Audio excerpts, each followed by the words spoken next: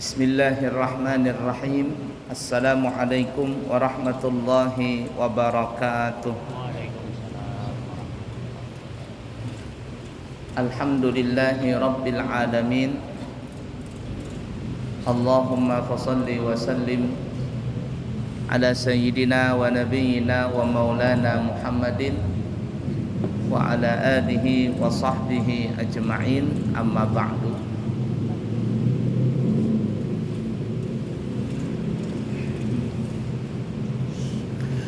Kita sekarang berada di malam ketiga daripada bulan Dzulhijjah, bulan yang mulia, bulan haji, dan juga termasuk daripada Ashharul Hurum, bulan-bulan yang dimuliakan dalam Islam. Bulan yang dimuliakan dalam Islam itu ada 4 yang istimewa maksudnya. Pertama adalah bulan Rajab, yang kedua Dzulqa'dah, yang ketiga sekarang adalah Dzulhijjah, dan yang keempat adalah bulan Muharram. Apabila seseorang berbuat kebaikan di bulan yang 4 tadi, Rajab, Dzulqa'dah, Dzulhijjah, Muharram, maka pahala yang dia dapatkan itu lebih besar, lebih banyak daripada dia melakukan kebaikan di bulan lain. Tapi apabila ada orang yang melakukan kemaksiatan di bulan yang 4 tadi, bulan Rajab, Dzulqa'dah, Dzulhijjah, dan Muharram, maka dosanya pun lebih besar daripada seseorang yang mengerjakan dosa di bulan lain. Oleh karenanya 10 hari pertama di bulan Dzulhijjah ini adalah hari-hari yang sangat istimewa. Oleh karena itu para ulama kita banyak melakukan ibadah di 10 awal daripada bulan Dzulhijjah ini. Salah satunya adalah ibadah berpuasa. Tadi kayak puasa kailah. Alhamdulillah, kalau ada yang berpuasa itu sangat baik. Dianjurkan berpuasa itu kalau boleh, kalau bisa adalah 9 hari pertama, dari tanggal 1, 2, 3, 4, 5, 6, 7, 8, 9 Dzulhijjah. 9 hari daripada bulan Dzulhijjah.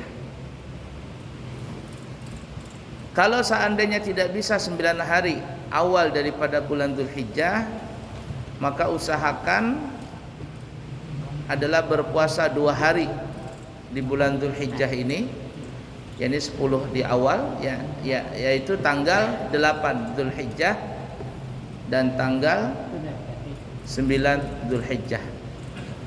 8 Dzulhijjah itu adalah kita sebut namanya hari Tarawiyah, dan 9 Dzulhijjah itu disebut namanya hari Arafah. Disebut Tarawiyah, asal katanya adalah tarawwa. Tarawwa itu bahasa kitanya memikirkan, bimbang, galau, bingung, itu artinya kata tarawiyah, diambil dari kata tarawwa.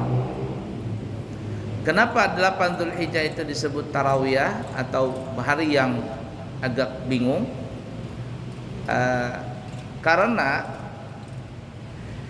di zaman dulu Nabi Allah Ibrahim alaihissalatu wassalam itu pernah menyembelih 1000 ekor lembu, 1000 ekor domba, kemudian 300 ekor sapi atau lembu, kemudian 100 ekor onta. Rasa-rasanya kita se-Indonesia kayaknya pun sekaya-kayanya orang Indonesia belum pernah lagi berkurban segitu banyaknya. 1000 ekor kambing, kemudian 300 ekor sapi atau lembu, dan 100 ekor onta. Kalau kambing sekarang umpama harganya berapa? 4 juta atau 5 juta kali 1000, kira-kira berapa itu? 4 kali 1000 berapa? Banyak kan? 4 juta kali 1000. Belum lagi sapi. Sapinya bukan sapi biasa, sapi ya limosin gitu, yang harganya 50 juta, 60 juta. Onta juga begitu. Sampai akhirnya masyarakat di kota tersebut, yakni di Palestina saat itu, menjadi apa namanya, ta'ajub, menjadi heran, menjadi kagum maksudnya kepada Nabi Ibrahim.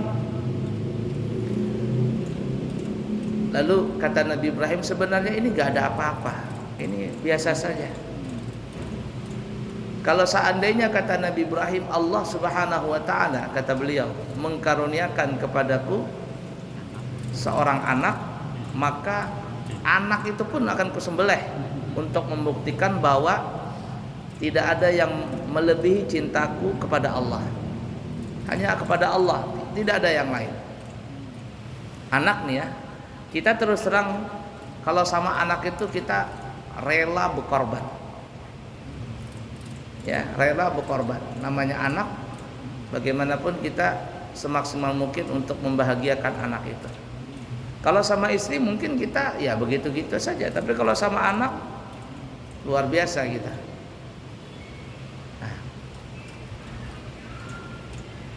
Nabi Ibrahim ini dikatakan memang kaya ya. Memang kaya karena kayanya Nabi itu luar biasa. Dikatakan beliau mempunyai 12 ekor anjing penjaga binatang ternaknya.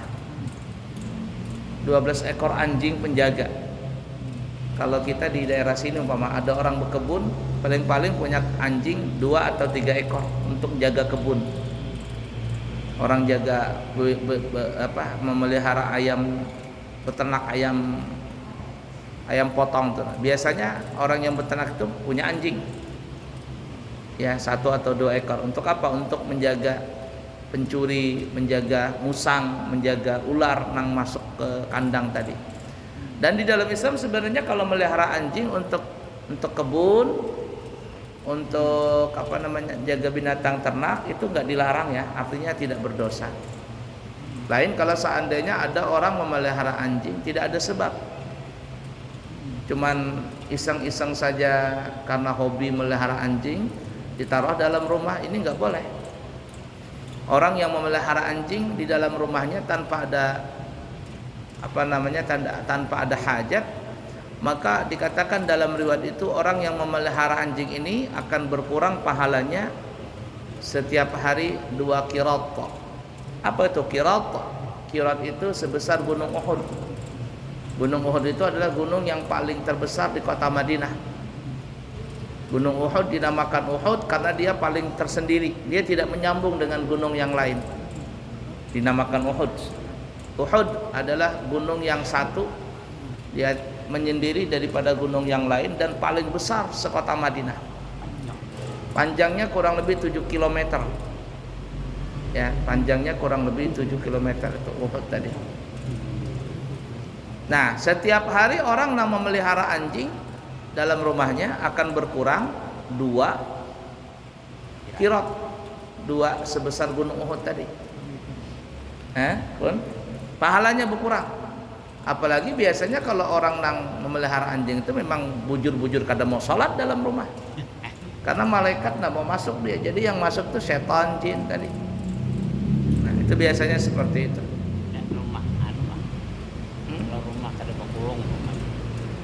Kalau rumah berkolong di bawah kolong juga tadi apa tujuannya? Nggih, tujuannya apa orang memelihara anjing tadi? Ada orang rumahnya betongkat, kemudian ada anjing di bawahnya. Tujuannya apa melihara anjing tadi? Kalau dia berisi kebun, berisi peternakan ayam, ya mungkin ala kulli hal itu dibolehkan. Tapi kalau tidak ada hajat, dilarang. Ya, dilarang. Dan kebanyakan orang kita ini memelihara anjing itu karena hobi aja. Maka yang parahnya ada orang melihara anjing itu biaya hidup anjing tadi banyak banget. Makannya larang, mau ongkos bajunya larang, sabun samponya larang. Bahkan mengajar anjing pun guru pengajar larang. Jadi ada Habib Ja'far, siapa namanya yang lagi tren di YouTube itu? Hah? Ja'far siapa? Ja'far? Ja'far apa? Pokoknya itu.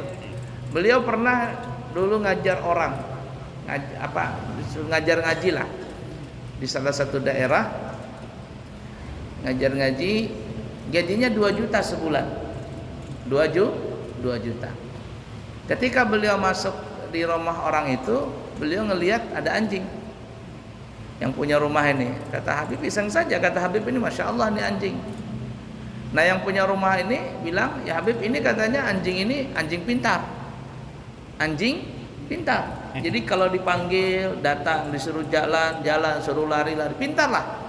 Oh katanya hebat nih. Terus gimana dia pintar? Katanya ada yang ngajar. Jadi ada yang ngajarin. Ada yang ngajarin. Iya, ada gurunya. Privat nih anjing tadi. Kata Habib, mahal gak gurunya ngajar anjing? Mahal Habib. Berapa gajinya? 6 juta. Oh 6 juta. Ya sudah. Nah kemudian selesai ngaji, pulang Habib. Beberapa hari kemudian waktu ngajar Habib gak datang. Ditanya sama orang yang punya, yang muridnya nih, Habib kenapa gak datang? Saya berhenti. Kok berhenti? Sekarang saya ganti profesi. Apa itu? Ngajar anjing katanya. Ngajar anjing. Artinya ini ente ya, harus disuruh berpikir.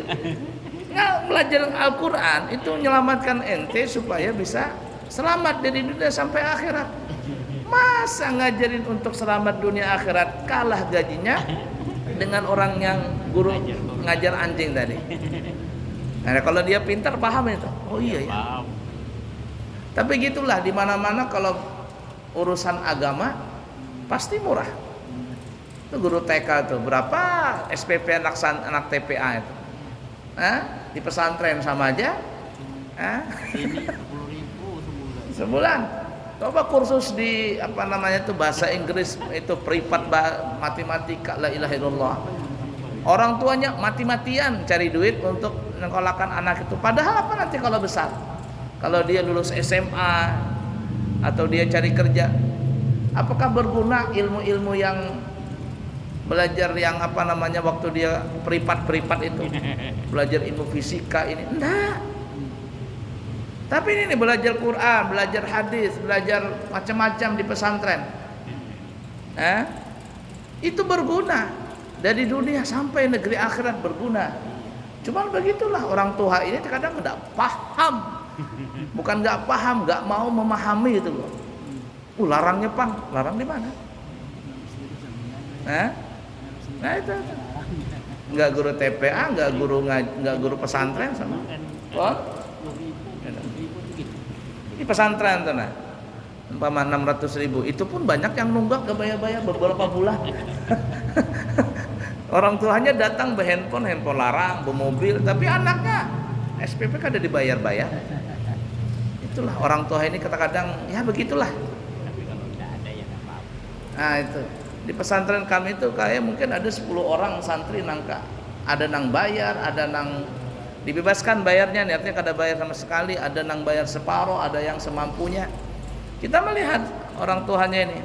Yang penting dia mau belajar. Nah yang parah itu kalau mampu tapi ya tadi. Yang mampu itu. Yang mampu bayar tapi ya sengaja nggak mau bayar, itu yang repotnya orang tua seperti itu. Nah ala kulli hal ya. Kenapa tadi kita bicara ke situ? Oh masalah anjing tadi. Ya, masalah anjing. Nah Nabi Ibrahim itu beliau memiliki 12.000 ekor anjing kalau tidak salah dalam kitab Duratun Nasihin. 12.000 ekor anjing. Coba bayangkan anjingnya saja 12 ekor, anjing untuk menjaga binatang ternak. Sekarang kalau anjingnya saja 12.000 ekor, kira-kira berapa binatang ternak Nabi Ibrahim itu? Yang dipelihara beliau. Yang dipelihara beliau itu kira-kira berapa ekor binatang ternak? Intinya Nabi Ibrahim sangat kaya, luar biasa. Dan hebatnya dalam riwayat itu dikatakan setiap anjing tadi dikalungin kalung emas. Yang biasanya kalung emas dipakai sama bini kita, yang berapa gram gitu ya. Ini bukan manusia yang pakai, anjing yang pakai. Jadi kalau ada yang mencuri ada apa-apa biasa aja.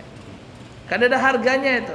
Jadi ada orang bertanya kepada Nabi Ibrahim, ya Nabi Allah Ibrahim, kenapa engkau menaruh emas-emas itu di lehernya anjing-anjing itu? Kata Nabi Ibrahim, dunia itu bagaikan emas. Makanya dalam bahasa Arab emas itu namanya dahab. Dahabun, ad-dahabu, emas artinya. Dahab itu bahasa Arabnya emas, tapi kalau diartikan bahasa kitanya juga, dahab itu artinya pergi. Dahaba Hindun, dahabat Hindun, dahaba Zaidun, telah pergi si Zaid. Dahaba itu artinya pergi. Tapi kalau dia ke benda artinya emas. Kalau dia kata kerja namanya pergi. Nah, artinya orang yang punya emas itu akan pergi hatinya. Kalau orang kebanyakan emas, maksudnya memiliki harta banyak, itu bisa hatinya akan pergi jauh dari Allah. Sesuai dengan kata-kata tadi, dahab artinya emas. Kalau kata benda, dahab artinya tadi emas. Kalau kata kerja artinya pergi. Nah, kata ulama, kenapa emas itu dikatakan dahab bahasa Arabnya? Karena siapa yang memiliki emas banyak, itu hatinya bisa pergi dari Allah Ta'ala. Artinya memiliki harta banyak. Dan berapa banyak orang yang kaya akhirnya hatinya pergi dari Allah, ya, ini tidak lagi ngurusin agama, tidak lagi mau sholat dan sebagainya, karena kesibukan mencari dunia. Nabi Ibrahim alaihissalatu wassalam, beliau mengatakan dunia itu bagaikan emas, dan tidaklah pantas dunia itu taruh di dalam hati. Maka pantasnya emas tadi atau dunia tadi ditaruh di tempat yang najis, yaitu anjing. Itu Nabi Ibrahim alaihi salatu wassalam. Nah, kembali ke kurban tadi, 1000 ekor kambing, 300 ekor sapi, 100 ekor onta. Jadi menjadikan masyarakat saya itu kagum. Lalu mereka bertanya, ya Nabi Ibrahim, begitu besarnya korbanmu? Kata Nabi Ibrahim alaihi salatu wassalam, ini mah enggak seberapa. Kalau Allah Subhanahu wa taala memberikan aku seorang anak, maka niscaya anak itu pun akan kukorbankan untuk Allah Ta'ala, supaya menunjukkan bahwa tidak ada yang mengalahi cintaku kepada Allah, walaupun anak semata wayang, walaupun cuma anak juga.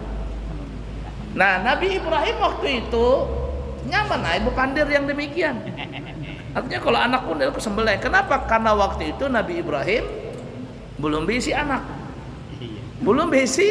anak. Tapi perkataan itu dianggap oleh Allah Subhanahu wa taala sebagai nadar. Allah menganggapnya nadar. Maka berangkatlah Nabi Allah Ibrahim alaihissalatu wassalam ke Palestina. Berdoa beliau di situ, Rabbi habli minas salihin. Berikanlah aku anak yang saleh. Waktu itu Nabi Ibrahim cuma punya istri satu orang, Siti Sarah. Ini Sarah ini, subhanallah, kata ahli sejarah itu ya, Siti Sarah ini kecantikannya sangat luar biasa.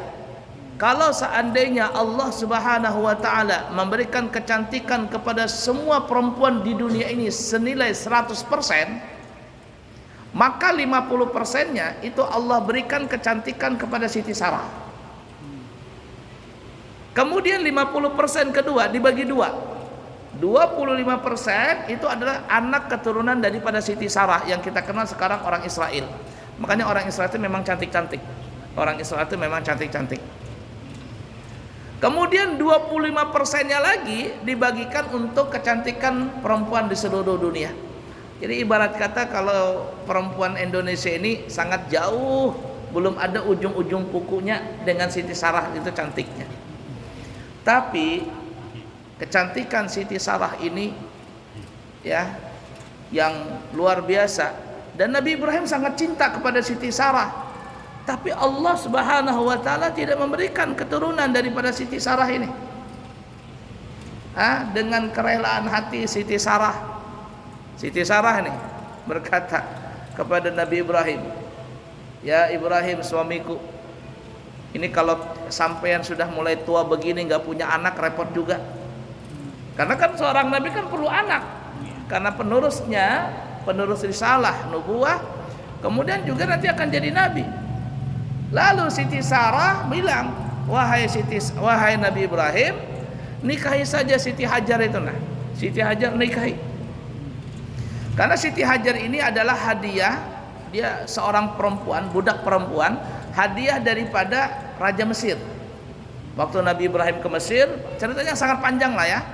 Kemudian Raja Mesir memberikan hadiah kepada Nabi Ibrahim seorang al-amah ini, seorang jariyah, seorang budak perempuan, namanya Hajar. Nah kata Siti Sarah, dah nikahi saja Siti Hajar itu, merdekakan dia, nikahi. Maka dengan saran istrinya tadi Siti Sarah, Nabi Allah Ibrahim alaihissalatu wassalam pun menikahi Siti Hajar tadi. Atas pernikahan itu lahirlah seorang anak yang bernama Nabi Allah Ismail alaihissalatu wassalam. Tapi subhanallah nih ya, Allah subhanahu wa ta'ala menguji Siti Sarah tadi.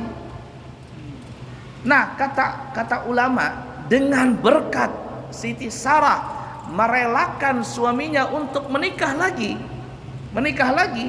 maka Siti Sarah pun akhirnya punya anak juga. Tapi bedanya ada yang mengatakan 7 tahun, ada yang mengatakan 13 tahun. Jadi Nabi Ismail telah lahir, ada yang mengatakan 7 tahun baru Siti Sarah hamil. Ada yang mengatakan 13 tahun sudah Nabi Ismail besar baru Siti Sarah hamil. Atas kesabaran Siti Sarah tadi merelakan suaminya untuk menikah lagi, punya anak, akhirnya Siti Sarah dengan berkah seperti itu punya anak. Makanya orang Bahari itu ya kalau ada bisi anak ya dipancing. Mancing apa katanya? Memelihara anak dulu. Melihara anak atau menyayangi anak orang dulu. Dipancing begitulah orang Bahari lah. Pancing. Ya, itu kalau orang Bahari dia tahapan dulu, bertahap. Tahap dulu mancing anak orang dulu, nyayangin anak orang. Nah, kalau kada hamil juga baru apa lagi? Mengangkat anak.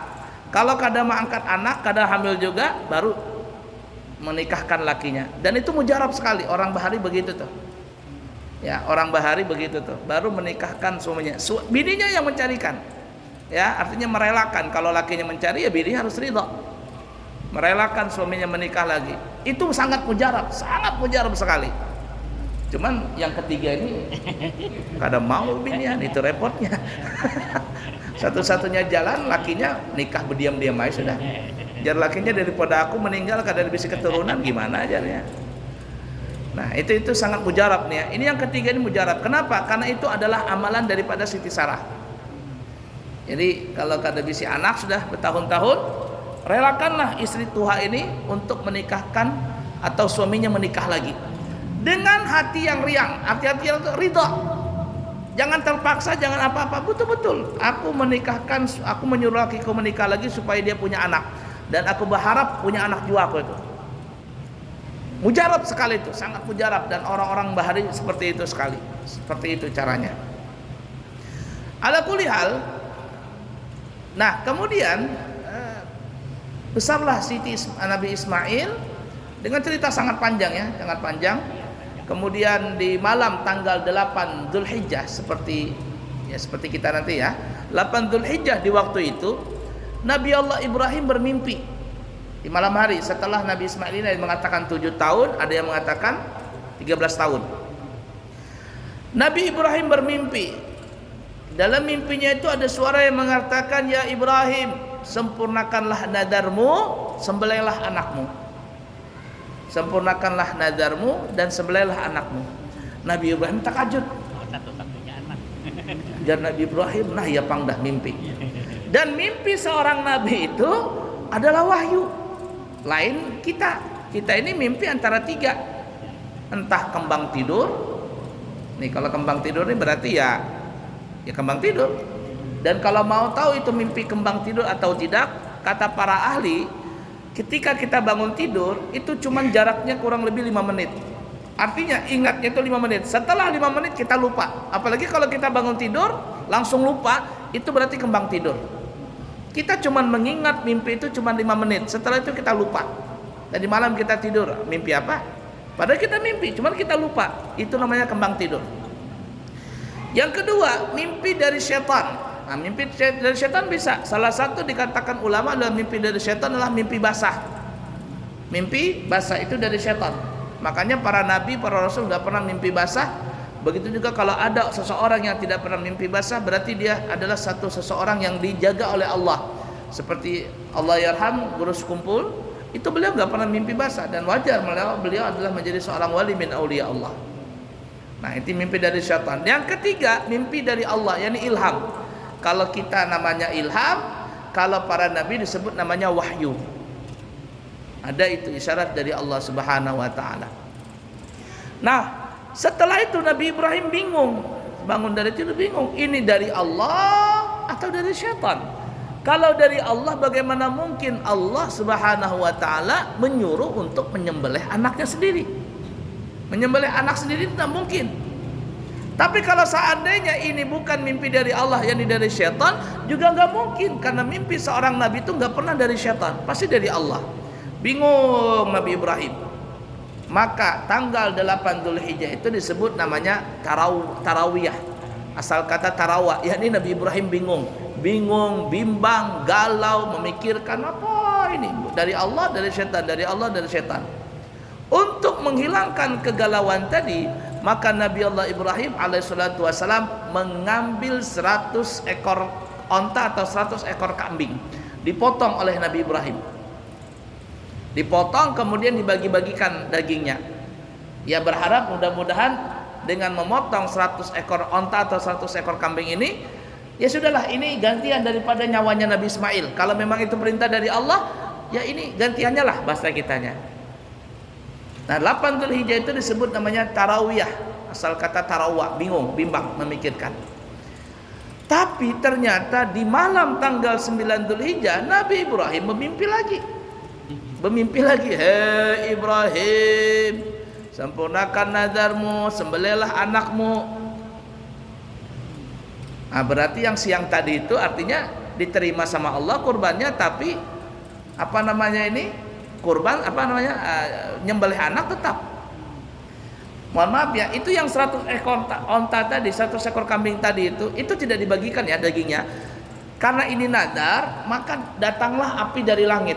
Api dari langit datang membakar kambing tadi yang sudah disembelih. Itu menunjukkan untuk Allah Ta'ala. Karena zaman dulu nih ya, kalau memang itu zakat, bentuknya zakat atau dia nadar, itu diterima atau tidak diterima oleh Allah, tandanya api turun dari langit untuk membakar itu.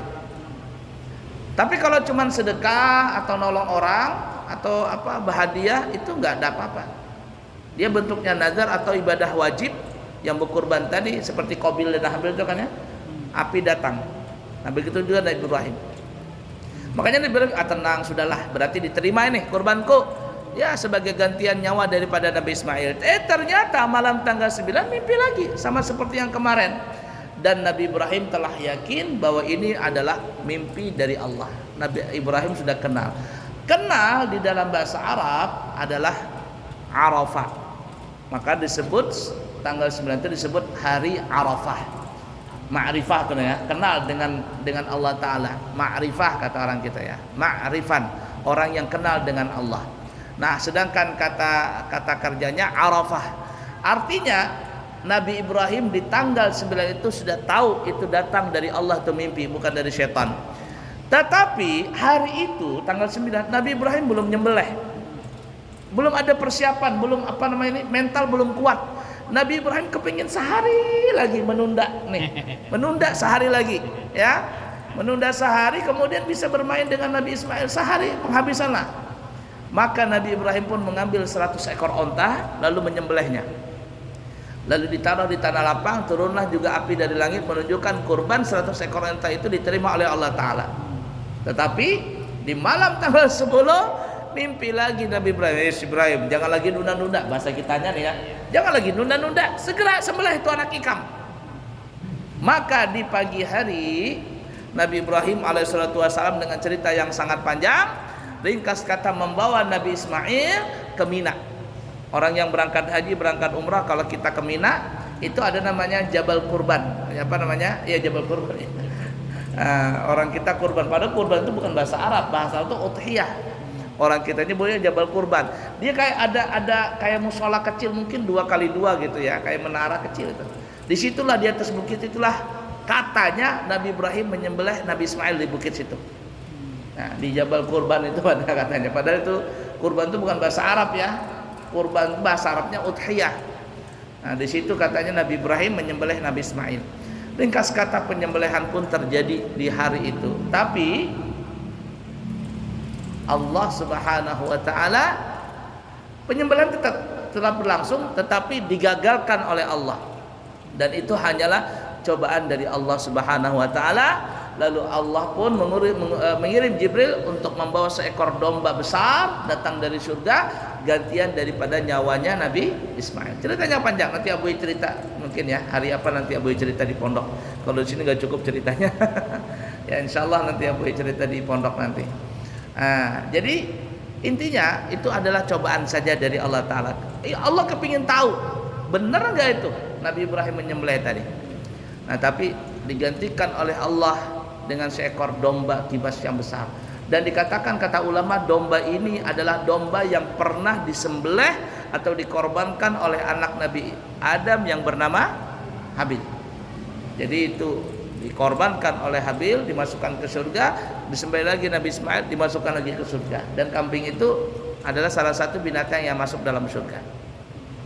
Nah, itulah sejarah daripada tanggal 8 Dzulhijjah disebut Tarawiyah dan tanggal 9 Dzulhijjah disebut Arafah. Nah, 2 hari ini kita dianjurkan puasa. Kalau kita bisa puasa 9 hari, Masya Allah, itu baik. Tapi kalau nggak bisa, sekurang-kurangnya 2 hari, 8 dan 9. Kalau nggak bisa juga 8 dan 9, maka baranglah sehari itu, yakni tanggal 9 Dzulhijjah. Fadilahnya sangat besar sekali dan sangat banyak sekali.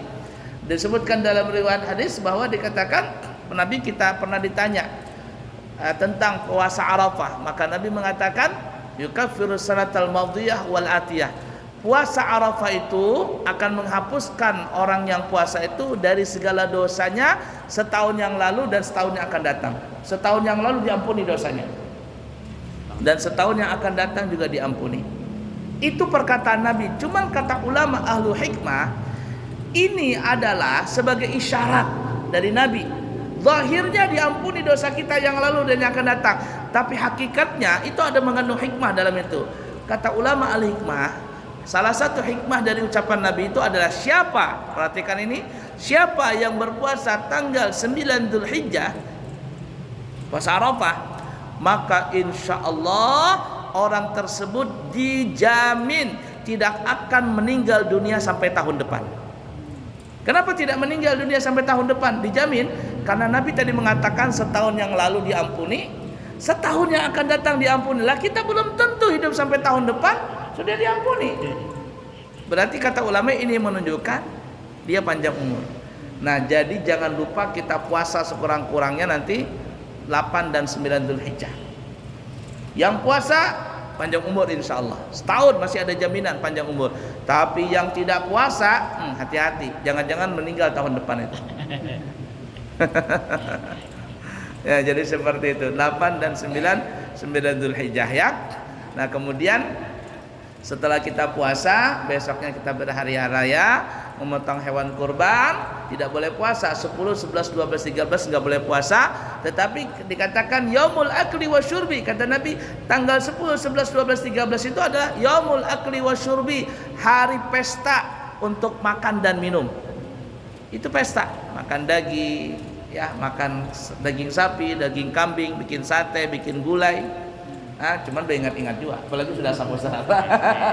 Mudah-mudahan sehat insyaallah. Nah, ya, jadi beringat-ingat juga, jangan jeroan-jeroan ya. Lain anak-anak yang seperti ini masih kuat dia, pengeresnya masih kuat, ginjalnya masih kuat. Ayo makan kambing, makan daging sapi nanti sebanyak-banyaknya. Yang mengadakan ibadah haji kan nggak puasa. Ya, kalau ibadah haji makruh puasa. Kalau orang yang ibadah haji tanggal 8 itu tanggal 9 makruh puasa, bukan haram, makruh puasa. Makanya lah yang ulun lihatnya pribadi ini, banyak orang setelah bulik haji meninggal dunia. Banyak orang setelah haji meninggal dunia karena memang di tanggal 9 itu mereka nggak puasa. Dan memang biasanya kalau memang ditakdirkan orang itu nggak meninggal dunia tahun itu, ada saja sebabnya dia tidak puasa. Kalaupun dia puasa, puasanya nggak sah itu. Ada saja itu penyebabnya dia nggak puasa. Tapi ini kebiasaan, ya kebiasaan. Semuanya kembali kepada Allah Taala. Kembali kepada Allah Taala. Bisa saja dia puasa meninggal dunia, bisa saja. Cuman kebiasaannya kalau orang itu memang ditakdirkan tahu itu meninggal dunia, biasanya dia nggak puasa tanggal 9 Arafah itu. Kalaupun puasa, biasanya batal kah atau nggak sah kah dan lain sebagainya. Nah seperti itulah. Puasaan ya. Puasa. Kita ketahuan wah ini. Kalau nggak puasa tanggal 9 nanti hari Rabu ya Bang dah. Jangan-jangan meninggal tahun depan ini. Baik, cukup sekian, semoga ada manfaatnya. Minta maaf lahir batin. Kemudian ya ini masih lama tapi ulun beundang dari sekarang tanggal 16 Juli minggu ketiga. Ulun beundangan ya acara besar di pesantren untuk wisuda anak santri kami tingkat ula, ustad dan ulya, yakni SD, SMP dan SMA, lulusan mereka berataan. Ya, ada beberapa puluh orang yang lulusan. Nah, jadi kami mengundang nanti tanggal 16 Juli hari Ahad, undangan berataan ya, acara besar-besaran di pesantren. Ya, mendoakan kekanakan kami yang sudah lulus, kalau mereka mau nyambung di pesantren alhamdulillah, kalau mereka mau pindah ke tempat lain juga dipersilakan. Yang penting adalah didoakan anak-anak kami yang mereka yang sudah lulus itu bisa mengamalkan ilmu yang ada di pesantren itu. Nah, jadi beundangan lah berataan, undangan. Masih lama tapi kami ingatkan terus nanti ya. 16 Juli hari Ahad nanti ya jam 8 pagi. Berpanggung kekanakan di panggung, bukan di musola tapi ulah panggung di luar. Baik, cukup sekian. Semoga ada manfaatnya. Subhanakallahumma wa bihamdika asyhadu an la ilaha illa anta astaghfiruka wa atubu ilaihi wa akhiru kalam. Wassalamualaikum warahmatullahi wabarakatuh.